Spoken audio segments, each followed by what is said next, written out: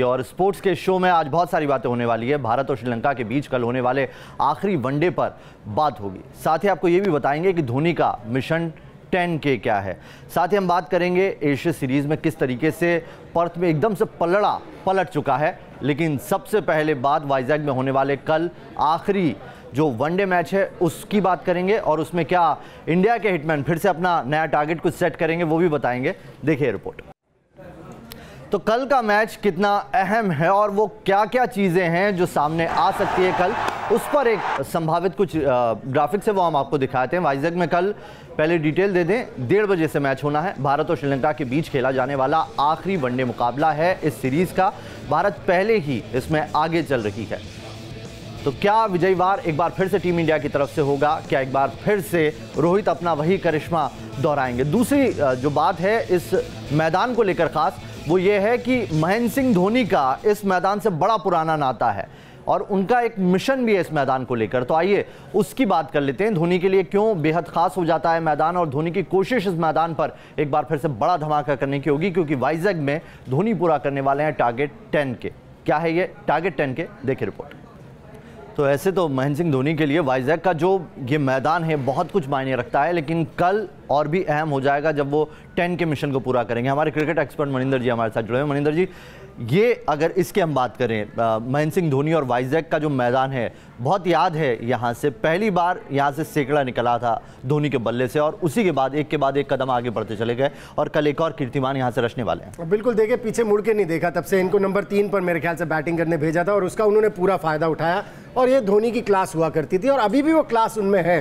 Deserve भी करते हैं 10,000 रन, क्योंकि जितना उन्होंने जिस तरह से उन्होंने मैचेस फिनिश किए इंडिया के लिए, इंडिया को मैचेस जिताए हैं, ये तो ऑनर उनको मिलना ही चाहिए मेरे हिसाब से, क्योंकि चौथे बैट्समैन हो गए इंडिया से ऐसे जो 10,000 से ज़्यादा रन्स बनाएंगे वनडे क्रिकेट में। लेकिन परेशानी की बात यह है कि उनको जिस नंबर पर बैटिंग कराई जा रही है 6 या 7 पर, या तो 4-5 विकेट गिरे होते हैं तो उनको डैमेज कंट्रोल करना पड़ता है और या फिर उनकी बारी नहीं आती क्योंकि ऊपर के ऑर्डर के बैट्समैन ही आपके रन्स बना देते हैं। सो ऐसे में मुझे इतना आसान नहीं लग रहा ये मिशन 10,000 यहाँ पर पूरा होता हुआ, लेकिन वो समय ज़्यादा दूर नहीं है। लेकिन फिर भी कहीं ना कहीं मुझे लगता है महेंद्र सिंह धोनी का एक्सपीरियंस का अगर इस्तेमाल किया जाए, उनको टॉप ऑफ द ऑर्डर में बैटिंग कराई जाए इंडियन क्रिकेट के लिए, इंडियन टीम के लिए वनडे क्रिकेट में, आई थिंक वो फायदेमंद साबित होगा। धोनी किसी भी ऑर्डर पर आए वो हमेशा परफॉर्म करते हैं, उनका परफॉर्मेंस हर बार बेहतर होता जाता है।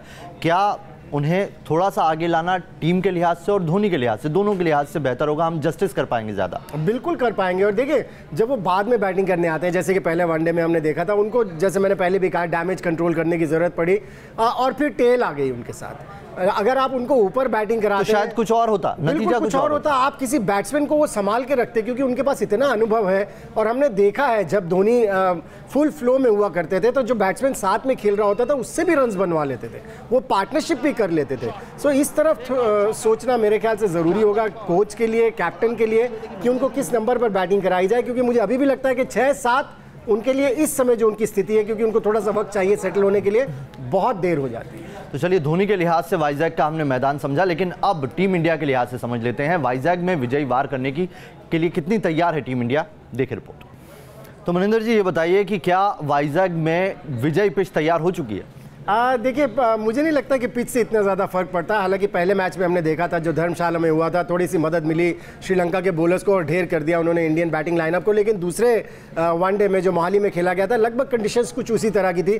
लेकिन जिस तरह से अप्लाई किया इंडियन टीम ने, जिस तरह से वापसी की, क्योंकि अगर आप पहले 10 ओवर में देखें तो मेरे ख्याल से 32-33 रन बने थे और उसके बाद जो 40 ओवर थे उसमें 360 रन बना दिए थे। सो ये सीख मिलती रहती है खिलाड़ियों को कि हाँ, ये बॉल दोनों तरफ से नहीं है, जब तक स्विंग हो रही है एक चांस रहता है सामने वाली टीम के पास, क्योंकि जो बॉलिंग अटैक है श्रीलंका का इतना स्ट्रांग नहीं है।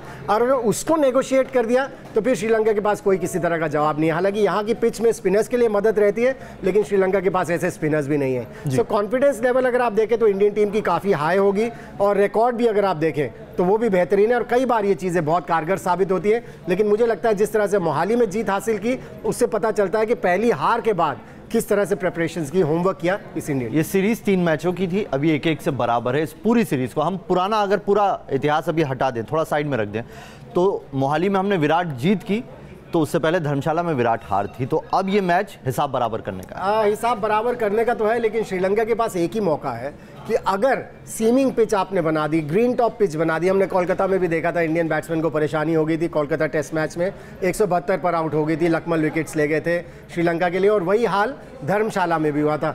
वाइजैक में मुझे लगता नहीं ग्रीन टॉप मिलने वाली है, और ऐसे में मुझे लगता है श्रीलंका के लिए कोई मौका नहीं रहने वाला है, क्योंकि ये इंडियन टीम पहले मैच में हार के बाद ऐसी तैयार हो चुकी है कि लंका को कोई मौका देने वाली नहीं। चलिए, तो अब टीम इंडिया के कप्तान विराट कोहली पर नज़र डाल लेते हैं कि उनकी जो विराट एंट्री हुई विजडन में, उस पर क्रिकेट की बाइबल कही जाने वाली विजडन के कवर पेज पर वो छा गए हैं। उस पर एक रिपोर्ट देख लीजिए।